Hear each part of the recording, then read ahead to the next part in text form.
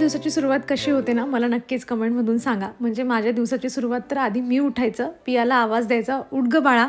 तरीही ती उठत नाही म्हणून 2-3 वेळा पुन्हा उठ-उठ करावं लागतं, तेव्हा कुठे ती उठते. आणि मग जे आहे ते स्वयंपाकाला सुरुवात करा, तिचा टिफिन बनवा आणि तिला स्कूलला पाठवा. पण त्यानंतर ती गेल्यावर अंघोळ वगैरे झाल्यानंतर ना, सध्या एक गोष्ट जी आहे ती रुटीनमध्ये आहे, ते म्हणजे मस्त असं मॉइश्चराईज जे आहे ते स्वतःला करून घेणं. मग ते चेहरा असो, हातपाय असो. कारण ना, आता 2 दिवसापासून ना, म्हणजे ऊन पडत नाही आहे, थंडी थोडी कमी झाली आहे, पण गार जी हवा असते ना, तशी खूप म्हणजे गार जे वारे आहेत ना, तसे वाहत आहे असं म्हणायला हरकत नाही. आणि उन्हाचं प्रमाण पण खूप कमी झालं आहे. म्हणजे मला असं वाटते की काल आणि आजमध्ये जो कोणी फिरण्याचा प्लॅन करत असेल ना, तो अगदी निवांत उन्हामध्ये फिरू शकतो, कारण असं एकदम हलकं हलकं ऊन आहे. पण चला, आमचं तर गेल्या वर्षी फिरून झालं आहे. आता पुन्हा मोठी ट्रिप आमची कधी प्लॅन होते माहीत नाही, पण करू एखादी छोटी मोठी ट्रिप प्लॅन करू. म्हणजे काय होतं ना, छान एक वेगळी रुटीन पण असते ती आपली, घरच्या कामांपासून थोडं वेगळं. आज मस्त हेअर वॉश पण केलेला होता आणि मी अशी मस्त रेडी झालेली आहे कामांसाठी. पण कामं करण्याआधी मला तुमच्यासोबत काहीतरी शेअर करायचं आहे. किती आनंदाने ब्रश करते ना पिया. पहिले असं अजिबात व्हायचं नाही बरं का, नुसती आरडाओरड आणि सकाळी सकाळी तर धावपळीत व्यवस्थित ब्रश पण व्हायचा नाही तिचा. पण आता खूप आनंदाने ब्रश करते, कारण ना मी तिच्यासाठी मागवलेला आहे अगारोचा हा इलेक्ट्रॉनिक ब्रश, जो आपली डेली ओरल केअर पूर्णपणे अपग्रेड करतो. मॅन्युअल ब्रशने अनेकदा दातांच्या मधल्या जागा आणि हिरड्यांचा कडा नीट साफ होत नाहीत, त्यामुळे प्लाग साचतो, हिरड्या कमकुवत होतात. पण यामध्ये आहे सुपिरियर ऑस्किलेटिंग टेक्नॉलॉजी, जी प्रति मिनिट 10,800 स्ट्रोक्स देते. त्यामुळे हा ब्रश दातांवरील प्लाग प्रभावीपणे काढतो आणि कठीण जागांपर्यंत सहज पोहोचतो. ब्रशवर टूथपेस्ट लावायचा, ब्रश तोंडात ठेवायचा आणि मग ऑन करायचा. हळूहळू दात घासा, जोर लावायची अजिबात गरज नाही. यामध्ये आहे 2 मिनिटाचा ऑटो टायमर आणि प्रत्येक 30 सेकंदाला रिमाइंडर, जे तुम्हाला तोंडाच्या चारही भागात समान वेळ देण्यास मदत करतात. हा ब्रश IPX7 वॉटरप्रूफ आहे, त्यामुळे तुम्ही तो सुरक्षितपणे पाण्याखाली धुवू शकता आणि बाथरूम मध्ये वापरू शकता. फक्त 4 तासांच्या फुल चार्ज मध्ये हा ब्रश 21 दिवसांपर्यंत चालतो. सोबत USB केबल सुद्धा मिळते, त्यामुळे ट्रॅव्हल साठी खूपच सोयीस्कर. मॅन्युअल ब्रश पेक्षा हा ब्रश जास्त प्लाग काढतो, हिरड्यांचं आरोग्य देखील सुधारतो आणि रोज योग्य वेळाचं ब्रशिंग सुनिश्चित करतो. आणि हो, यासोबत 2 वर्षाची मॅन्युफॅक्चर वॉरंटी देखील मिळते. तर तुम्हालाही हा ब्रश हवा असेल तर याची लिंक मी डिस्क्रिप्शन बॉक्समध्ये दिलेली आहे. कार्तिक तुम्हाला आज व्हिडिओमध्ये दिसतोय आणि बऱ्याच दिवसानंतर दिसतोय. म्हणजे मागे जेव्हा माझ्याकडे आला होता त्या दिवशी तुमच्यासोबत शेअर केलं मी. आता 15-1 दिवस झाले, कारण तो असा येत होता आणि जात होता ना, की तो सकाळी लवकर जायचा आणि रात्री खूप उशिरा यायचा, त्यामुळे तो व्हिडिओमध्ये काही दिसला नाही. पण आज पण तो ना, म्हणजे आता दिसतोय. आता माहीत नाही नेक्स्ट टाईम तो कधी दिसतो. बऱ्याच दिवसाचा गॅप जो आहे तो पुन्हा पडेल. पण म्हटलं चला, जे काही होतंय तुमच्यासोबत ते सगळं शेअर करते. सकाळच्या धावपळीमध्ये ही आज एक जी आहे ना नवीन गोष्ट करायची आहे, ती म्हणजे त्याला आता रूम वगैरे करायचं आहे. बाकी तुमच्यासोबत पुढे शेअर करते मी.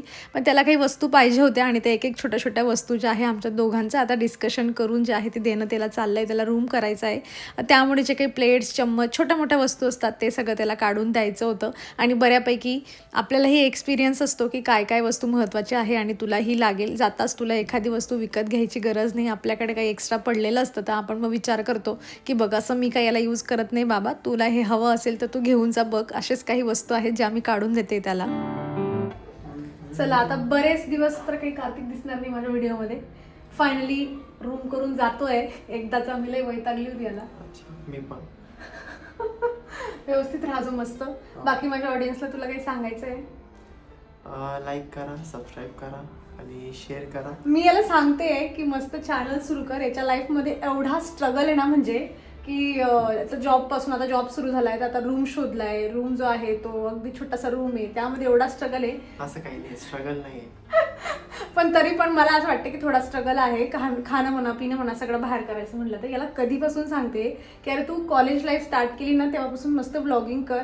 बऱ्याच जणांना जे आहे ते मोटिवेशन मिळतं आपल्या लाईफमधून, आपण कसं काय वागतोय, जास्तच ब्राईट दिसतोय तुम्हापेक्षा. सो तुम्ही कमेंट करून सांगा की कर म्हणून कार्तिक. बाकी मला असं वाटतं की 50-50 जे आहे ना ऑडियन्स, तुझी पण थोडी फॅन आहे असं मला वाटतं. बाकी तुम्हाला काय वाटतंय, आणि व्लॉगिंग जी आहे ती सुरू केली पाहिजे की नाही ते सांगा त्याला मी मागे फोर्स करून हे पण घ्यायला लावलं होतं, ट्रायपॉड पण घ्यायला लावलं की अरे घे बाबा ट्रायपॉड.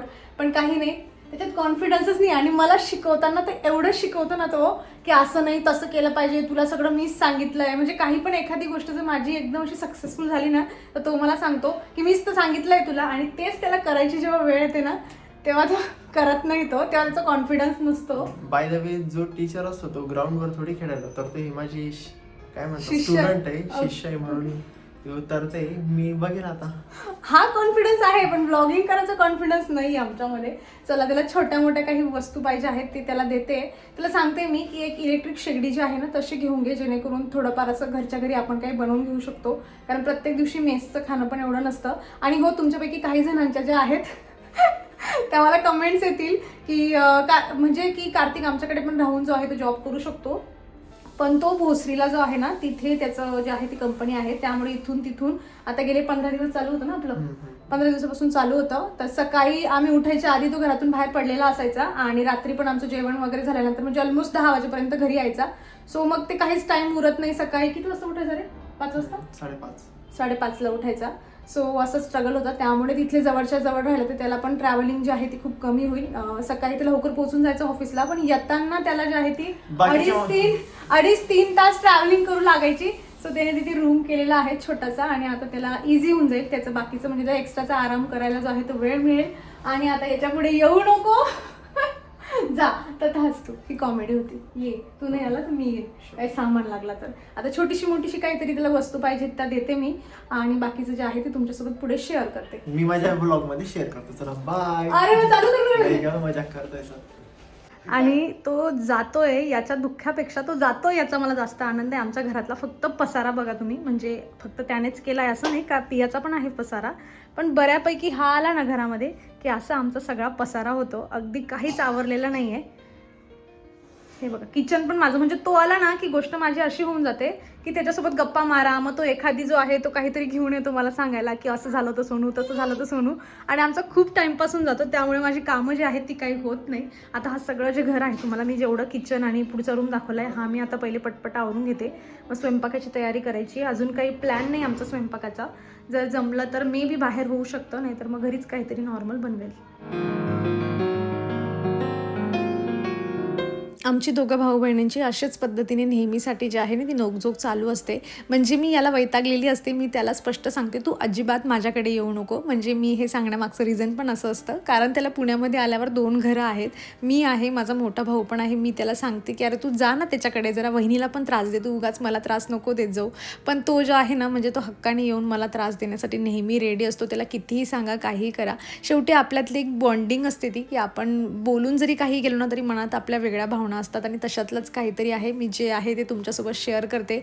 मागच्या वेळेस 1-2 अशा नॉर्मल कमेंट आल्या होत्या मला की तू भावाला असं कसं जे आहे ते अशा पद्धतीने बोलते किंवा तो रूम करून राहतोय. मी थोडं एक्सप्लेन केलंच तुम्हाला, पण तरीही आपल्यामधली बॉन्डिंग जी असते ती आपण वेगळ्या पद्धतीने, आपली बोलण्याचं जे आहे ते वेगळं असतं पण आपल्या मनामध्ये भावना वेगळ्या असतात. सो चला आता इथे त्याला एक छोटी मोठी वस्तू पाहिजे होती आणि ती शोधण्यासाठी मी माझ्या हातातलं काम सोडून त्याला ती शोधून देते.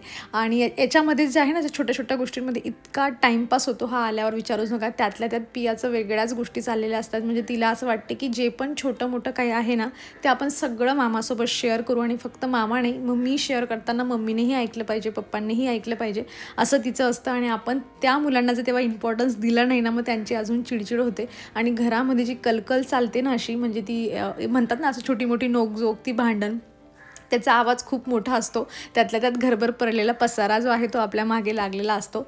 चला असो, मी थोडं आवरून घेतलं आणि देवपूजा पण करून घेते. आणि इकडे आमची मोजमाप चालली आहे.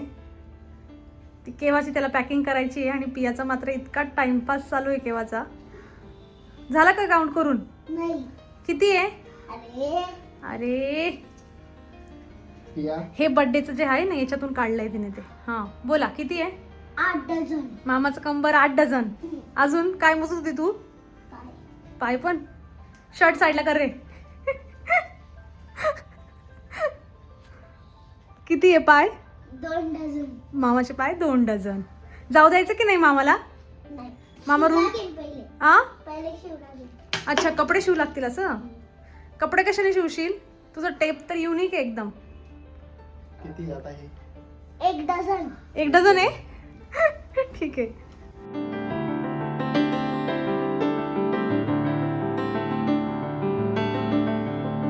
त्याला जायला एवढी घाई होती, पण पियाचं मात्र हे मोजू ते मोजू, त्याच्यासोबत कसा टाईमपास करू हे सगळं चाललेलं होतं. आज सुट्टीचा दिवस आहे म्हणून तीही एकदम निवांत होती. आणि त्याला आता माझ्याकडून निघल्यानंतर जो काही छोटा मोठा सामान त्याने घेतला आहे, पण बराचसा सामान जो आहे ना त्याचा, म्हणजे मॅट्रेस असेल, असं छोट्या मोठ्या वस्तू, त्या सगळ्या ज्या आहेत ते माझ्या मोठ्या भावाकडे ठेवल्या आहे. सो त्याला इथून जाऊन आधी त्याच्याकडे जायचं आहे, तिथून तो सगळा सामान घ्यायचा आहे आणि मग पुढे तिथून एखादी रिक्षा वगैरे कॅब वगैरे बुक करून मग त्याला पुढे जायचं आहे. सो तो पोहोचेल सायंकाळपर्यंत. जेवण वगैरे सगळं वहिनीकडेच करायचं होतं, त्यामुळे माझं आता काय होतं माहीत नाही. मागच्या 15 दिवसात ना पियाची एक रुटीन चेंज झाली होती. ते म्हणजे रात्री मी तिला ना 9:30 वाजता बेडरूममध्ये नेते आणि काहीही करून 9:45 मॅक्स टू मॅक्स 10 वाजेपर्यंत पोरगी झोपलेली असते. पण जसा कार्तिक घरी आला होता ना, म्हणजे तो ऑफिसमधून लेट यायचा आमच्या इथे घरी आणि मग तो 10 सव्वा 10ला घरी यायचा. मग पियाचं असं असायचं की हां ठीक आहे, तुझं काय झालं, मला पण माझं काय काय झालं स्कूलमध्ये, मम्मा हे बोलली, हे सगळं त्याला सांगायचं असायचं. आणि हे सगळं गप्पांमध्ये ना पोरगी 11 सव्वा 11 वाजता झोपायची. ही 15 दिवसापासून रुटीन चालली होती आणि सगळ्यांचा जो असर आहे तो स्कूलवर व्हायचा. पण बऱ्यापैकी गोष्ट अशी होती की जरा व्हॅकेशन पण होतं मध्ये, त्यामुळे मग काही टेन्शन नव्हतं. सकाळी लवकर उठायचं म्हणा किंवा मग टिफिन वगैरे करण्यासाठी. पण चला ठीक आहे. तो गेल्यानंतर म्हटलं मला स्वयंपाकाला सुरुवात करायची होती. यांचं तर असं झालं की हे म्हणलेत की नाही माझं काही स्वयंपाक नाही, बाकी तुम्हाला सांगते मी पुढे काय बनवते. पण जरा वेळ होता, म्हटलं तोवर जरा बेडशीट वगैरे चेंज करून घेते. मला सकाळीच करून घ्यायची होती, पण तेच सगळं त्याची हे पाहिजे ते सगळ्या गोष्टींमध्ये जो आहे तो बराच उशीर झाला, म्हणून मी आता आधी बेडशीट वगैरे चेंज करून घेतली. मस्त झाडू वगैरे मारते. बाकी ही बेडशीट तुम्हाला आवडली असेल त्याची लिंक जी आहे ती मी डिस्क्रिप्शनमध्ये देते. छान माझ्या जे आहे ना बेडरूमला मॅच होऊन जातो हा असा कलर. आणि महत्त्वाचे म्हणजे ना त्याची क्वालिटी पण चांगली आहे त्या बेडशीटची. मी मिशोवरून मागवलेली होती, बऱ्याच वेळा वॉश करून झाली आणि छान आहे क्वालिटी. सो हवी असेल तर डिस्क्रिप्शन बॉक्स चेक करा, नाहीतर मिळत्या जुळत्या मी तशाच वेगवेगळ्या डिझाईनमध्ये किंवा कलरमध्ये जे आहे ना ते फ्लिपकार्टचे जे आहेत ना बेडशीट टॅग करून देईल सेम कापडामधल्या. सो चला आता मी इथे जेवण बनवायला सुरुवात केली आहे. जसं मी तुम्हाला सांगितलंच की हे यांचं जे होतं बाहेर जायचा प्लॅन झालेला होता, तर ते म्हणले की माझा काही स्वयंपाक नाही, मी स्वयंपाक बाहेरच करेल. जनरली ते असं कधी बाहेर जात नाही, पण आज असंच त्यांचं ठरलं, त्यामुळे म्हटलं ठीक आहे. मग असा ऑप्शन मला कधी मिळत नाही, कारण त्यांचं नेहमी वर्क फ्रॉम होम असतं, त्यामुळे मी नेहमी भाजी चपातीच होते. नाहीतर मग जेव्हा पण असं बऱ्याच वेळा होतं आपलं की चला माणूस घरी नाही आपला, तर मग काहीतरी मॅगी बनवूया, असं काहीतरी जे नॉर्मल असतं, अगदी खिचडी बनवून घेऊया. तसं माझं काही होतच नाही मुंबईला असताना किंवा त्याच्या आधी व्हायचं. हे घरी नसले की मग ज्या दिवशी यांचा स्वयंपाक नसला मग पियासाठी माझ्यासाठी काहीतरी असं चटरपटर करून घ्यायचो आम्ही.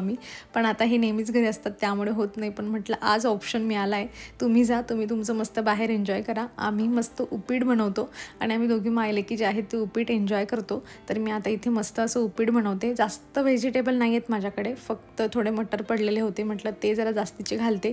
पियाला जास्त आवडत नाही, पण आपल्याला वाटत असतं की नाही आपण जे काही जेवण बनवतो आहे अगदीच आपण लाईट पण बनवतो आहे, त्यातल्या त्यात थोडं हेल्दी असलं पाहिजे, म्हणून तिला नको का आवडेना जरा मटर घालूनच दिले. खाताना स्ट्रगल आहे माझा, ओरडून खाऊ घालावं लागेल, पण काही हरकत नाही. 2 घास गेलेच पोटात तर ते चांगले जायला पाहिजे, एवढा मात्र आपला हेतू असतो. आता डॅडा एकटेच जाऊन बाहेर फिरून आलेत म्हटल्यावर थोडा वेळ तर मग आम्ही सोबत घालवलाच पाहिजे, म्हणून पिया घेऊन बसली होती.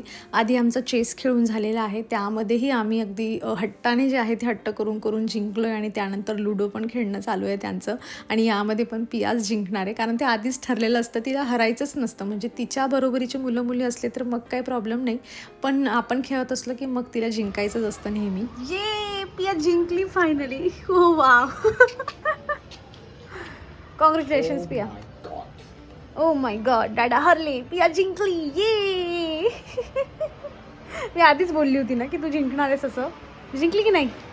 चला आता बस झालं ग गेम तुमचा. नाही अजून बस ग. अजून वर्षाच्या पहिल्या दिवशी जी शॉपिंग करून आणली होती ना, चला म्हटलं व्हिडिओचा एंड जो आहे तो त्यापासून करूयात आपण. तर हे बघा, हे काही 2-4 फुलं घेतले होते, फुलझाडं घेतलेले होते. म्हणजे मला तर अजून घ्यायचे होते खरं सांगायचं तर, पण त्यांचं बऱ्यापैकी नर्सरी जी होती ना अशी सीझनल प्लांटची ती खाली होती. आणि हे 2-4 होते, हे मात्र मी पहिल्यांदाच घेतलं. हे रेड कलरचं फ्लावरवालं, हे डायन्थसचा प्रकार आहे, फक्त मोठ्या साईजचं फूल आहे असं मला वाटतं आहे. आणि बाकी ह्या 2 शेवंती घेतल्या होत्या आणि 2 अगदी छोट्या साईजचे म्हणजे रोपटेच आहेत ते, तसे मी 2 सदाफुली केअरफुली आणलेल्या आहेत. ह्या शेवंती मला 40 रुपयाला मिळालेल्या आहेत नेहमीप्रमाणे. आता ह्यावेळेसही कंडिशन एवढी चांगली नव्हती, पण मी ह्या विचाराने घेतलं की 40 रुपये मी 2-1 महिन्यासाठी तर इन्व्हेस्ट करून घेऊ शकते. ही लास्ट टाईम मी आणली होती.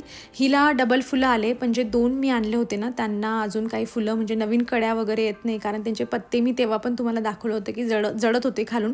पण तरीही माझ्याकडे म्हणजे नव्हते प्लांट्स म्हणून मी घेऊन आली होती आणि ह्यावेळेस पण मी तसंच करून आणलं आहे. सो 2 महिने तरी टिकतील त्या मला. आणि हे गुलाबाच्या झाडाला बघा किती छान फुलं जे आहेत ते आलेली आहेत. इतकं छान वाटतं ना यांना मस्त असं बघताना. बाकी बऱ्याच वेळा मला कमेंट येते की झाडांना काय घालते म्हणून, आणि जे काही फर्टिलायझर असतात ते मी नेहमीच तुम्हाला सांगत असते, पण प्रत्येक व्हिडिओमध्ये सांगणं शक्य होत नाही. ह्या व्हिडिओमध्ये पण मी 1-2 प्रोडक्ट टॅग करून देईल. एक करून घ्या तुम्ही. 15 दिवसांआड तुम्ही लिक्विड म्हणा किंवा NPK DAP जे काही आहे ते तुम्ही 15 दिवसांआड जे आहे ते झाडांना देऊ शकतात. बाकी सीझनल प्लांट करून जास्त एक्सपेक्टेशन करायचे नाही. ते 3-4 महिने छान ग्रो करतात. सीझन संपलं की मग ते जातात. जास्वंद आहे ते वर्षभर टिकतं. जसं हे जास्वंद मी गेल्या वर्षी घेतलं होतं आणि जे पण जास्वंद मी आणलेले आहेत सगळे खूप छान आहेत. तर चला मग ह्या सगळ्या झाडांसोबत मी माझा व्हिडिओ संपवते. आय होप तुम्हाला आवडला असेल. भेटूयात मग नेक्स्ट व्हिडिओमध्ये. तोवर स्वतःची काळजी घ्या. So take care friends and bye.